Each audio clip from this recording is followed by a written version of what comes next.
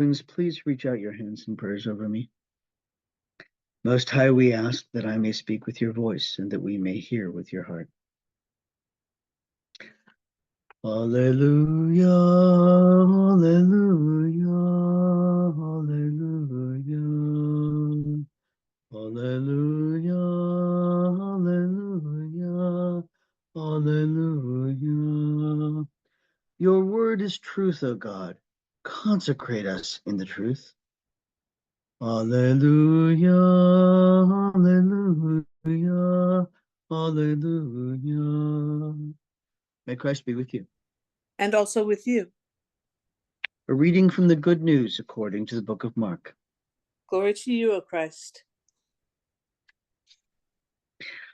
John said to Jesus, "Teacher, we saw someone using your name to expel demons, and we tried to stop it, since this person was not part of our group." Jesus said in reply, "Do not try to stop it. No one who performs a miracle using my name can speak ill of me soon thereafter. Anyone who is not against us is with us. The truth is, anyone who gives you a cup of water in my name because you belong to the Messiah will certainly not go without a reward. Rather than make one of these little ones stumble, it would be better to be thrown into the sea with a large millstone hung around your neck. If your hand causes you to sin, cut it off. It would be better to enter life crippled than to have hands and go into Gehenna where the fire never goes out. If your foot causes you to sin, cut it off. It is better to enter life crippled than to have 2 feet and be thrown into Gehenna. And if your eye causes you to sin, pluck it out. It would be better to enter the kingdom of God with 1 eye than to have 2 eyes and be drawn into Gehenna, where the worm never dies and the fire never goes out." This is the gospel of Christ. Praise to you, O Christ. Believe it or not. So, remembering storytelling culture. And listen to the way I told that, and you'll kind of get a sense, right? But this also, bless that Mike. He did a really good job of lining up all these readings. Because we start with people being grabby about the privilege of God's presence, and we end with people being grabby about the privilege of God's presence, right? Okay.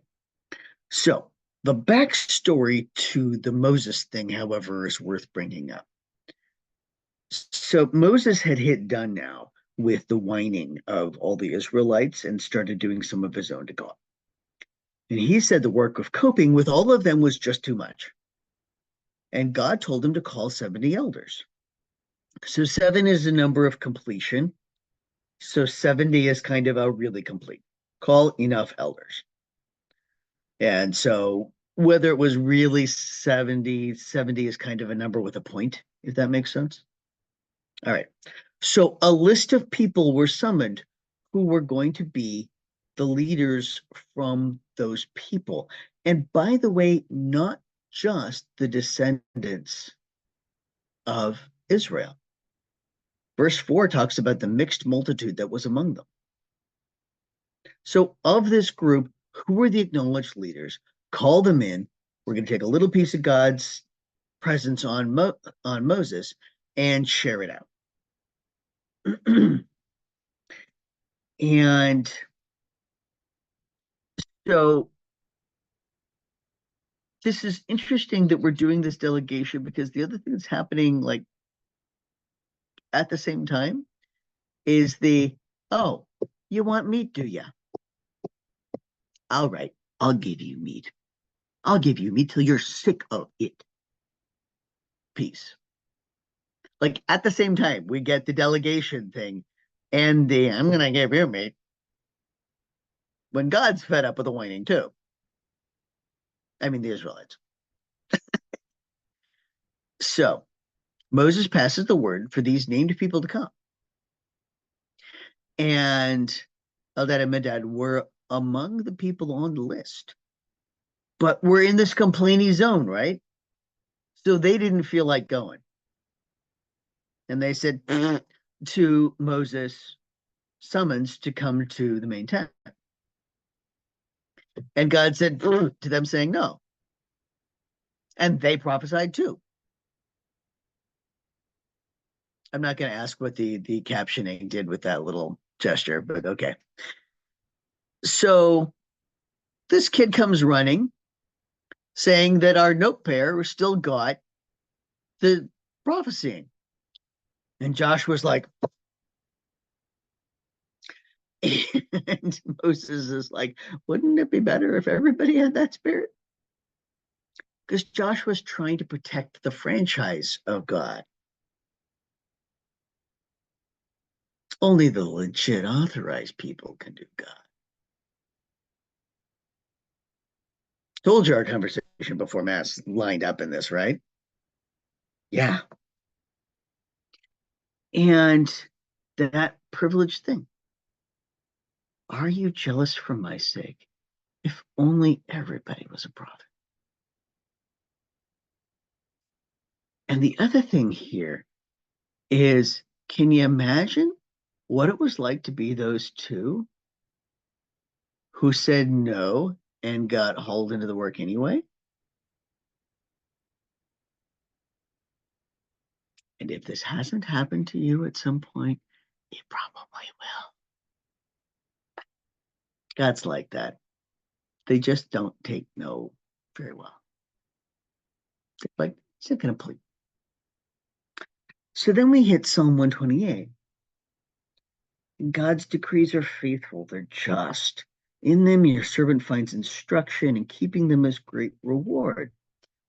Because if you're doing things that are sound and based on the well being of the community, everybody gets reward. But who can detect failings? From hidden faults, forgive me. From presumption, restrain me. Don't let it rule me. Then I'll be blameless. Then I'll be free of error. Those hidden faults. The times that we refused the call, we knew what we were supposed to do. We didn't feel like it. You know, I do that pretty regularly.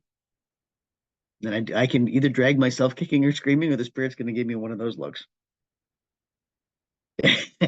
Right. Not a tame lion.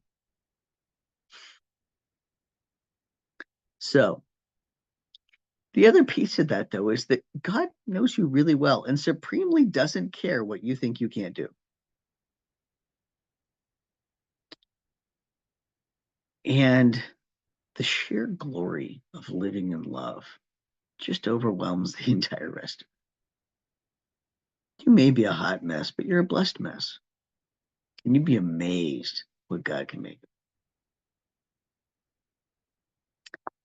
And the other options can't hold a candle to.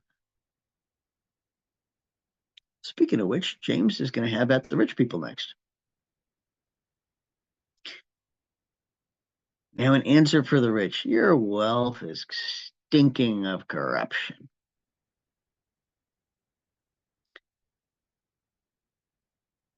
And we talk about this corroding of the gold and silver.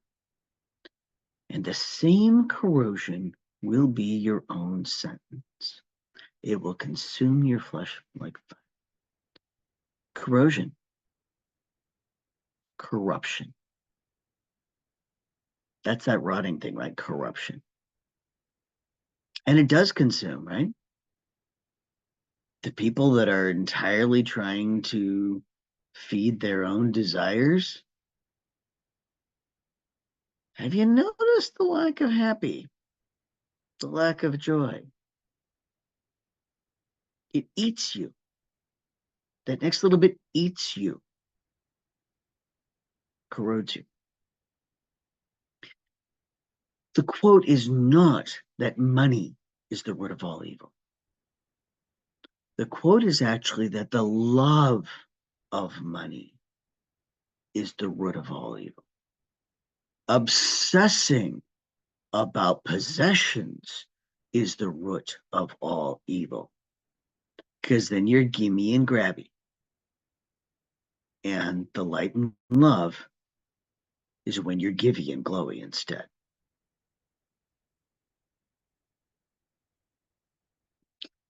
And then it calls them out.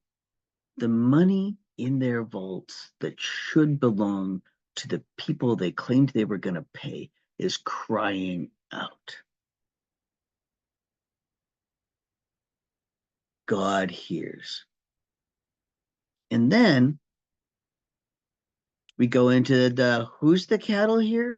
Let's talk about that. Because the rich people generally think that other people are possessions. You really have to work to have money without the money owning you.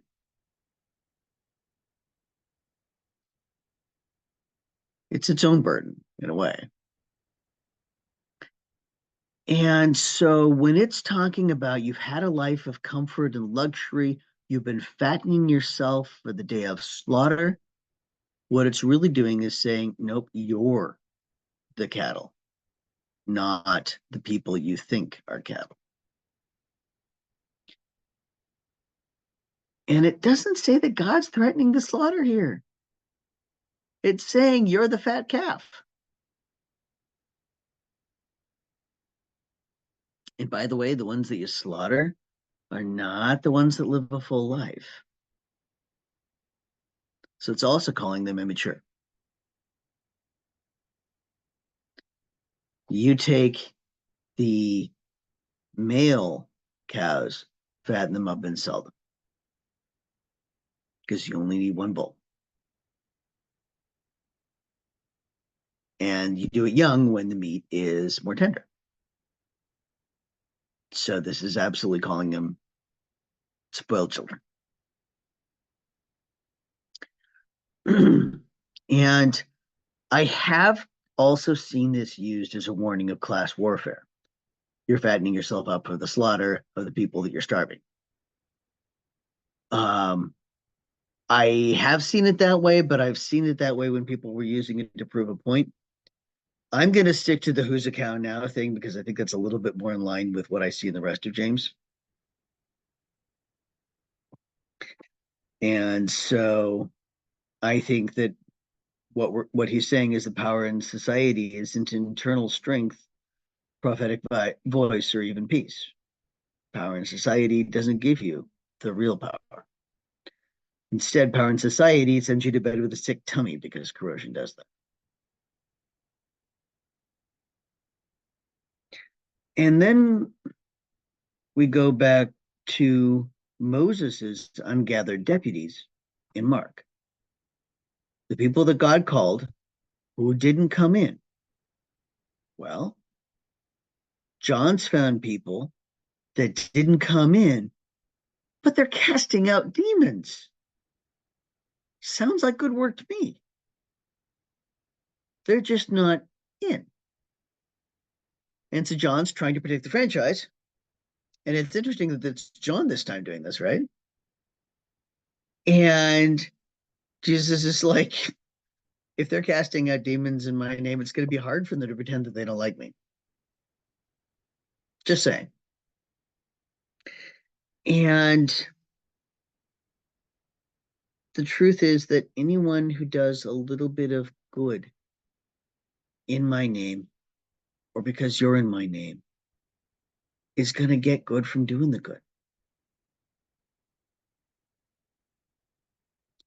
And it's important to know that this is the context of that millstone verse. Because let me tell you, those of us who are teachers throw it at each other on a fairly regular basis. I live my life trying really hard not to do anything that's going to be a millstone, trying not to hurt the least, thinking carefully about what I do. Am I going to hurt the least? Because it needs to be so abhorrent to me that it's like having a millstone around my neck. It needs to be that bad to me, the risk of hurting one of these least and little ones, the risk of quenching somebody's light when they're trying to do a little good work in God's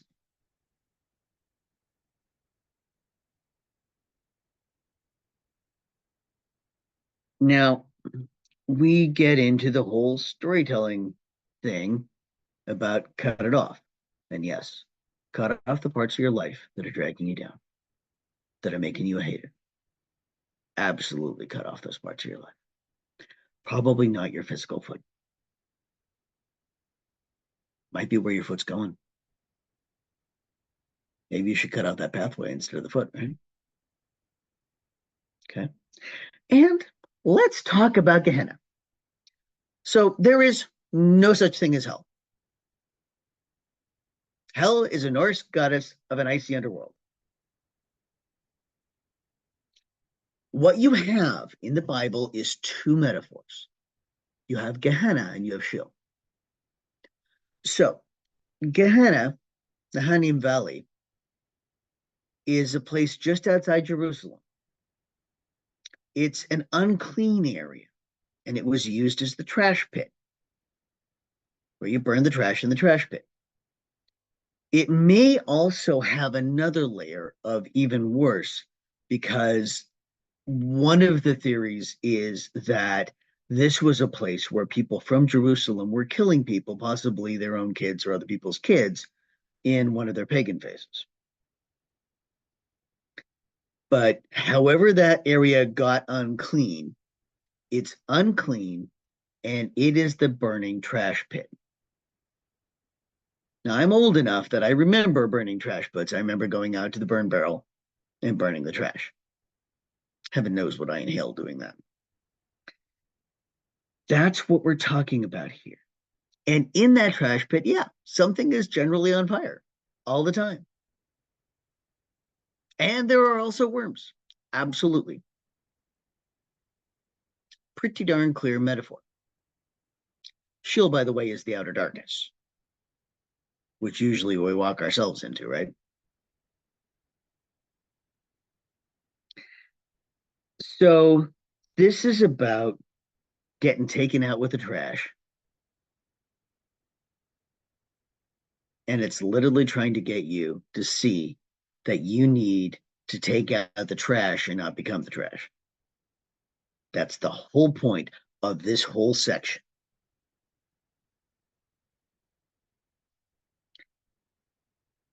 And yes, I would much rather that you cut off the place you're going, the way you're walking, the work you're doing with your hands, the way you're seeing with your eyes. That's that kind of harm. I would very much want you to cut off the behavior. I in no way want you to think that we're talking about the physical eye, hand, or foot. But look at what nourishes you and nourishes the community and do that. And if instead it's trashing you or trashing the community, stop that. That's what it's saying. So when we're talking about this, we're talking about the corruption of trying to protect a franchise, the corruption of cheating people, and being so obsessed with your profit that you quench the prophets instead of letting people be prophets. And it's about don't be the trash, take out the trash. It's a lot about our power to choose how we're living, how we're being, and how we're claiming our responsibility as people of God. So let's talk about it.